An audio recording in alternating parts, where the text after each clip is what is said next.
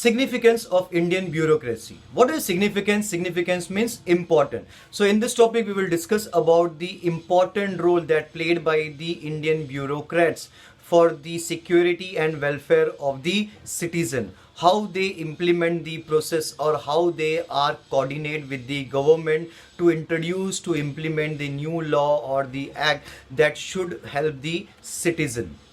The structure of Indian bureaucracy is extensive and complex. What do I extensive and complex? It's huge, it's large, right? We know our country is a vast nation.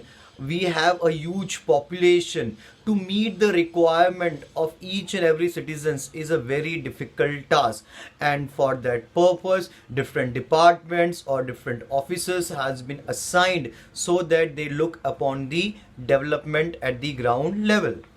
Several important reforms that were introduced during the post-independence period have been effectively implemented by the bureaucratic structures. As we all know, during the time of independence and after the independence, our demands or our requirements has been changed as timely manner. There are so much new laws or new implementations done at the government level so that this system should perform in a proper way. Bureaucratic system also have upgraded or changed. Today we see many positive social changes reaching to a common people.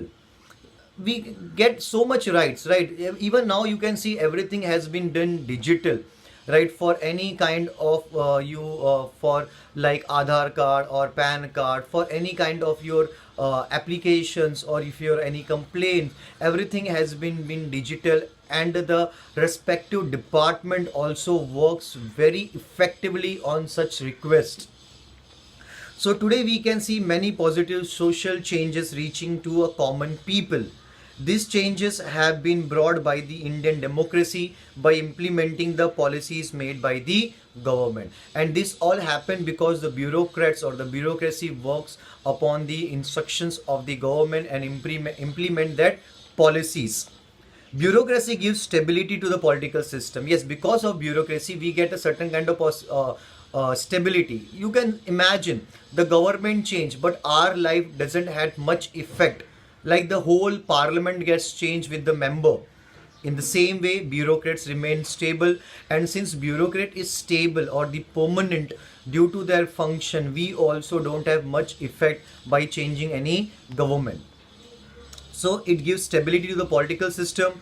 Water supply, public cleanliness, transport, electricity, public cleanliness, health, agricultural reforms, prevention of pollution, and such other services are everyday needs of the people and need to be consistently provided to them. So these are the basic needs of every citizen, and every citizen should get it. So bureaucrats are working in every field so that people should get much awareness, or you can get the proper health services or better environment, cleanliness. In the way they are trying to bring improvement in the society. This brings stability in the day-to-day life of the people. Secondly, it is important to understand that bureaucracy is an important instrument of social transformation. What is transformation? Change. So due to the bureaucracy we can see a better change or better tomorrow in our society. The laws enacted by the government for empowerment of women, child security, plans for the marginalized sections are implemented by the bureaucracy. As we had seen, there are different demands raised at different level, and basis of that there are so many new laws has been enacted. What are enacted? Created. To actually implement that law, bureaucracy works at the society level, and maybe the woman's right, or maybe the child's health, or the child's education, even the people from the marginalized society. What a marginalized society? Those are less in number. We had seen many times when in a group, when a few people belongs to a certain community, they also feel safe and secure because of the laws or because of the rules that are taken for their protection. So these all things are implemented by the bureaucracy. Social change is brought through the implementation of such policies. The bureaucracy also plays an important role in the democratization of society. So bureaucracy also plays a very important role in our democracy. Marginalized sections of society have been brought into mainstream by implementing the reservation policy. What do you mean mainstream? Mainstream means actually they also be a part of this society. As we had seen, the people belongs to the lower caste or the Dalit community, they are neglected. They have never get an opportunity to participate in the government functional, or they are not able to get a proper education or not to take a proper job. So now these things are being changed, and with the help of bureaucratic system, now everyone are involved in the proper function of society. So in this way, now with the help of reservations, we know there are certain criteria for the reservation, maybe at the education level, maybe at the employment level. So these things should be introduced in our country to bring the people at an equal platform. Their participation has been increased in the process of decision making. As we all know, our leaders or ministers are not so expert. They don't have much knowledge about that field. So bureaucrats suggest them, they had their own decision for the welfare of the society. Democratization of society not only requires progressive laws and policy, it also needs the effective participation of bureaucracy. So democracy, as we all know, in our country democracy is well established, right? We always say in country like India we have a deep rooted democracy, but again with the help of bureaucracy such things are possible. So what are the different civil services? We have heard so many things about these civil services. What are the different categories of these civil services, and on what basis these civil servants get their job, or how they are elected? Sorry, not elected, appointed. So in India there are three main types of civil services. What are they? All India services. Remember it, just make a point of it. Number one, all India services, union or central services, and state civil services. When we say all India services, it means at a country level. When we say union or central services, at the particular governmental function. When we say state level, then in a particular state, right? So all India services include the administrative service like IAS, IPS, Indian Police Force, and Indian Forest Service, IFS. So these are comes under the all India services. Maybe you have not heard about the IAS, but you have many times heard about the IPS. We had seen in so many movies the IPS officers, but in the same way the IAS, the people who clears the exam of IAS or IPS, they have the choice. IAS, the basically the collectors, the commissioners of the district commissioner or district collector, election commissioner, they get appointed for the IAS. When we say IPS, they will get selected for the police services. Union or central services, they comes under the union government. As we all know, our country is divided into two governance, union government and state government. They include Indian Foreign Service, Indian Revenue Service, IFS and IRS. When we say state civil services, they come under the state government. They include Deputy District Collector, Block Development Officer, Tehsildar.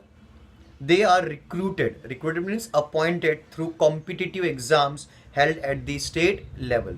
So there are certain kind of competitive exams. You may have heard about the UPSC, MPSC.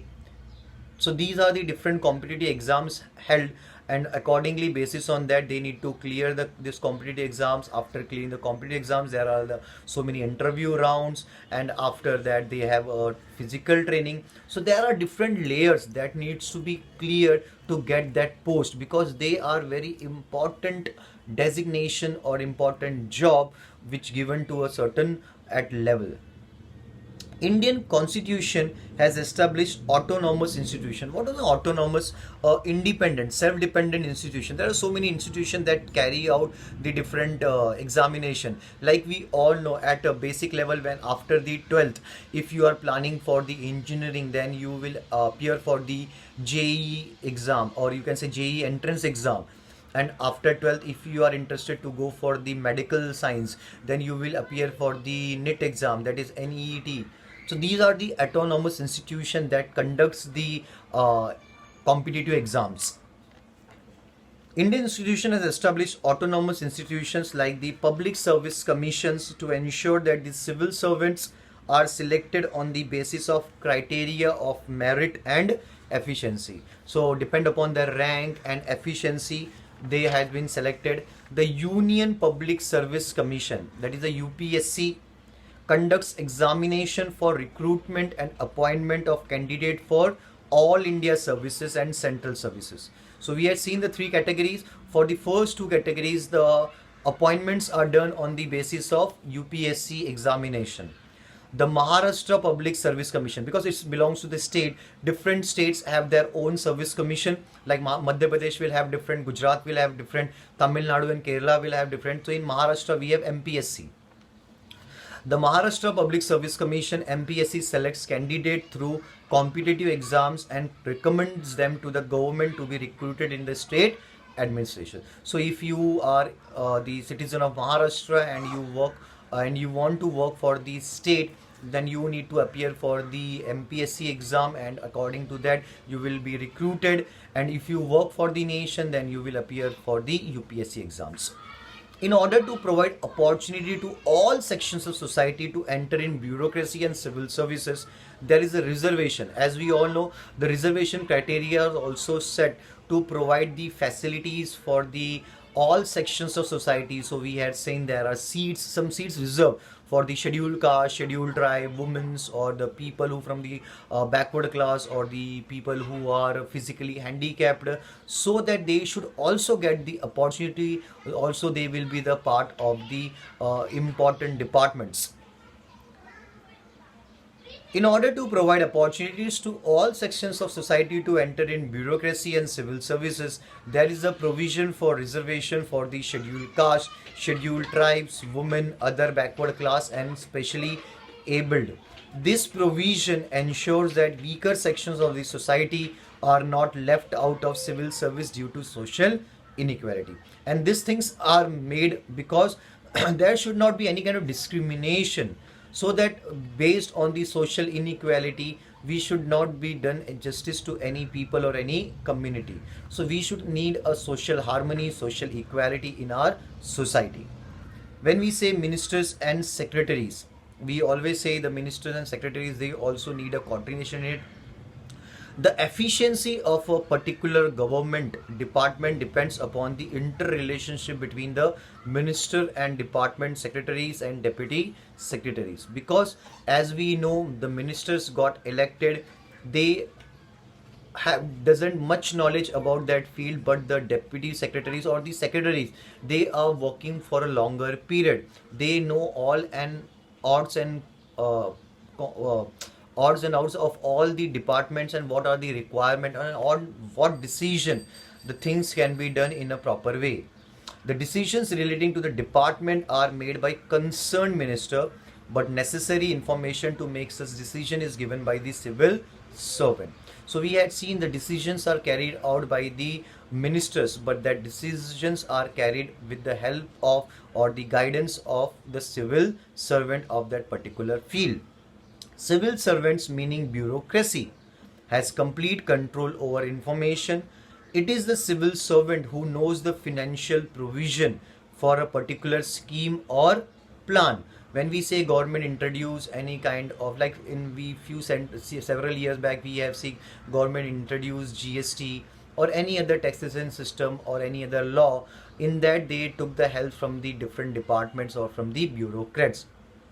Civil servants are aware of the history of success and failures of policy, because they are involved in that from a longer period. They know all the success and failures of that certain policies. So they suggest minister to take precautionary steps or what can be done in a proper way. Hence, ministers are dependent upon the civil servants. If ministers maintain a dialogue with civil servants and develop mutual trust and transparency, it will help the department. So, if you say at any point, if there will be a proper coordination between the ministers and the civil servant, then the system will run in a very smooth manner. Not only in this system, we had seen anywhere, we need to work together. It's a teamwork, right? So in this chapter, we had seen the power, or we had seen the important role that are done by the bureaucrats, and the department that belongs to bureaucrat are called as the bureaucracy. Let's take a look on the exercise. So first we need to identify whether the statement is true or false, or you can say right or wrong. In a parliamentary democracy, representatives elected by people and ministers bear the responsibility, administrative responsibility. Yes, it's a true statement. When we say Union Public Service Commission recruits candidates for civil service in Maharashtra, no, it's a wrong statement. When we say UPSC, then it is a union or central services. For Maharashtra, we have MPSC. Correct. So now explain the following statement with the reason. See, reservation policy is followed even in civil services. As we had seen, every department, in every system, there is a reservation policy. So we had seen the reservation policy also in the civil services, to bring the people from the different section of society, to give support to the marginalized section, or to give the support to the physically handicapped or differently able people, or to bring the opportunities for the women in the society. So reservations are very much important to bring an equality in the system. It is necessary for civil servant to be political neutral. Yes, it is very much important, because being a person, because they are also human being, they also have a thought, their own thought for any political party. But if they work according to their own thought, so it may endanger the society. So in this way, when they are working for these civilians, that's why they are called as civil services. We common people are called as civilians. So their duty is to maintain the decorum, their duty to maintain the discipline, orders in a proper way, that citizens won't get harmed. So for the welfare of the society and citizen, they should be politically neutral, and they work always for the welfare, not for the political party. Explain the role of the ministers and civil servant in the efficient administration of the department. It is very much important for any government departments or ministers. There should be a proper mutual understanding, proper coordination. They have daily updates about the new policies or the function. In this way, they can create a better decision. And as we all know, the civil servants are working longer for any department, so they know all possibilities to bring that any plan to a successful plan. Explain how the bureaucracy provides stability to the political system. Bureaucracy provides political stability to the system, because if government changes, the bureaucrat doesn't get changed, right? They work on their own designation, own position. So they know what are the problems that faced by the last government. This should not get repeated. They may suggest, they give me their ideas, and on the basis of the suggestion or the talks with them or bureaucrats, the minister will plan a better way. Okay, so next we have a concept chart. If you remember the three different types of civil services, so we have the all India services, we have the union or central services, and we have the state civil services. So here, for the example of all India civil services, we have the IAS, IPS, IFS. For example of union services, we have IFS, IRS. For the state, we have BDO, Block Development Officer, we have Tehsildar. So in this way, this different officer level has been assigned to work accordingly and to manage that particular system. So the idea is very much clear. Now you can able to understand the difference between the ministers and the bureaucrats. Since bureaucrats are not related with any political party, they are appointed through the competitive exams due to their talent, efficiency, and they need to clear out many exams to prove their capability for that job, or since they are working hard and for a longer period, they know much about this system and they always try to bring improvement in the society. So in this way we had completed our chapter. Please go through this topic, and any doubt, any confusion, please mark it. Thank you so much. Thank you everyone.